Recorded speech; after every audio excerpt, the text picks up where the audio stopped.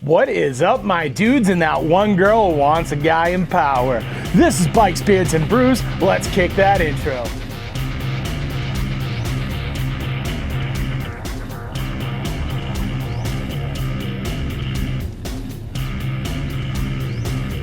Hey guys, welcome back to the channel. Before we kick this one off, make sure you like, comment, subscribe, hit that bell notification. New videos are coming weekly. Ring that bell, you know when they drop. Let's get the other stuff out of the way. Want to save 10% on a Cardo communicator or save some money on some Beyond Riders gear or on some Hogworks gear? Then you should definitely check my referral links down below. Want to support me in all my do-gooderness like these cool guys here? Boom! You should become part of the Brew Crew and join the coffee page down below. Want to know why I'm asking you for money? Well, next to those 10,000 Amazon affiliate links that also go to a good cause is a link explaining what I do with your money. Get it, got it, cool, let's move on. All right, guys, so the big news this week is Harley CEO Jochen Zeitz is out the door. He is retiring.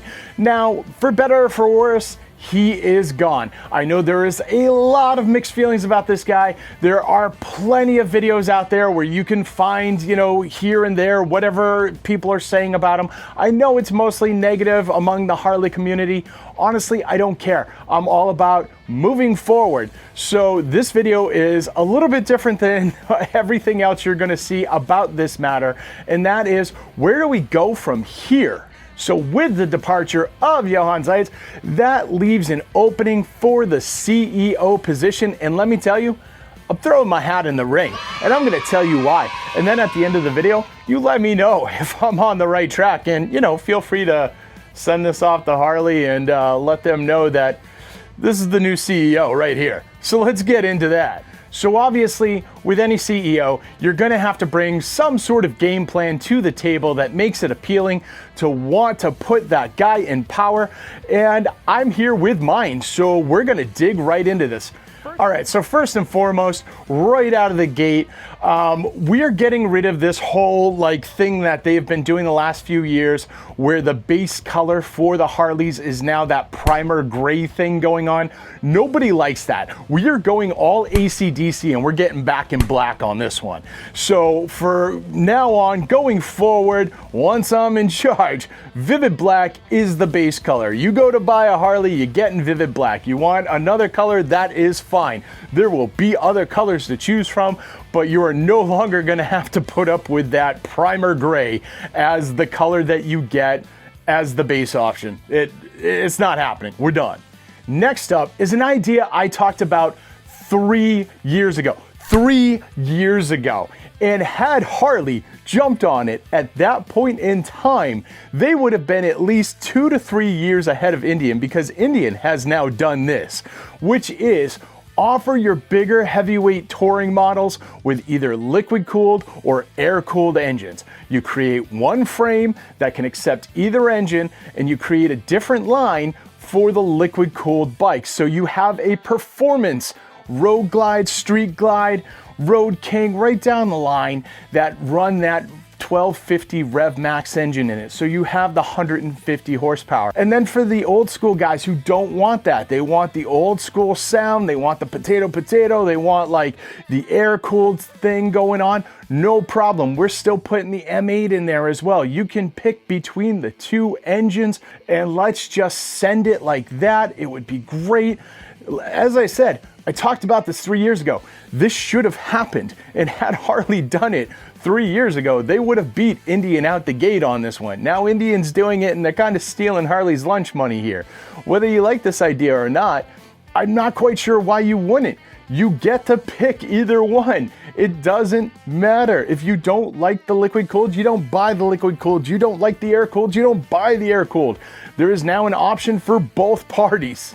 Speaking of Indian, how great would it be to have a CEO that's willing to throw down and throw some shade at some of these other companies and kind of go to bat? Like, you guys have been around on this channel for a little bit, I'm sure. You probably have seen the stuff on Instagram. You've read the responses to some of the comments where the trolls show up. Putting me in charge would basically be like hiring those guys that were running the Wendy's Twitter when they used to just roast the crap out of everyone else around them. That stuff was hilarious. I'll go to bat. I'll take some swings at Indian, Honda, whatever. Let's do it. Line them up. I'm ready to go. Next up, I'm dusting the mothballs off of the Harley Penster. That three-wheeler that has been sitting in storage, that's pretty much just a concept bike at this point in time, I want that on the road. You put the RevMax engine in that as well, and that is real competition for the Can-Am Spyder and the Can-Am Ryker. Harley was developing this right about the time Can-Am was developing and released the Spyder and the Ryker. Had they put this out at that point in time, they would have been legit competition against those trikes. And at this point in time, Can-Am doesn't have a real competitor against the Rykers and against the Spyders. So they're just kind of running roughshod and doing whatever they want. You put out the Penster, you put a few different versions of the Penster out there, you put that RevMax in there, so it's got anywhere between 100 and 150 horsepower, and Harley is going to take a bite out of the Can-Am like profits, and I am all for that. Now look, trikes are not really my thing, but I do understand that there is an appeal, and this is a growing market. You go to different like rallies, you're riding around on the road, you are seeing more of these Rykers, more of these Spyders, and more trikes out there. People want them. For some reason, they just don't feel like learning how to balance on two wheels, or it's people that have gotten a little bit older and it's a little bit harder and they don't want to buy a $40,000 Harley trike. This is a market that Harley should be in, and they really should be coming after Can-Am hard with it and doing that with the Penster. You'll put me in charge, the Penster's coming. And speaking of mothballs, I would knock the mothballs right off of that Harley Bronx and finally get that released as well. That is a sick looking Street Fighter bike that Harley really should have released. Those pictures have been floating around the internet for quite a while, and people really do speak positively about that bike. They want that release. They want to buy that bike.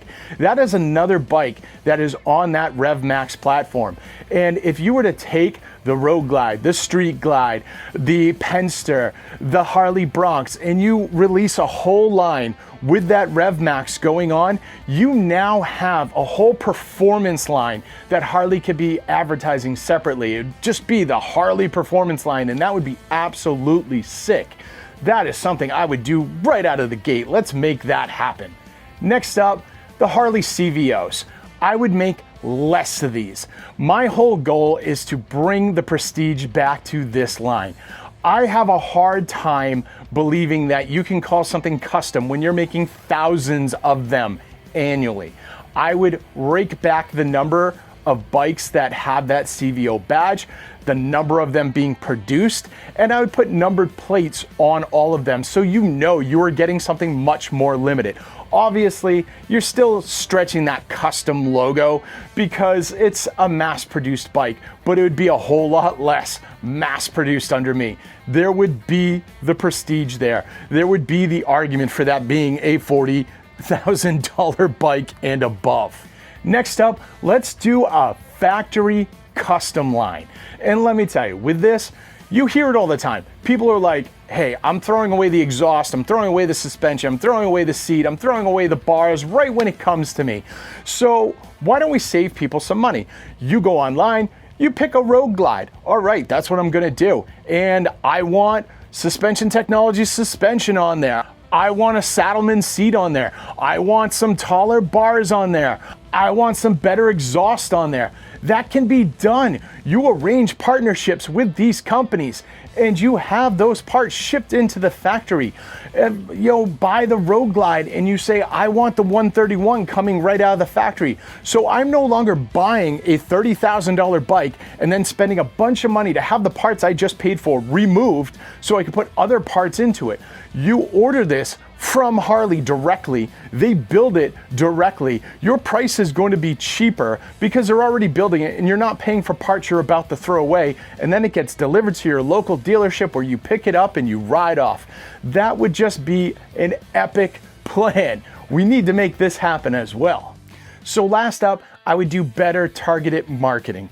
Now, I mentioned this in my last video where Harley has been working a lot with Marvel, and you see like their bikes pop up in Marvel movies a lot.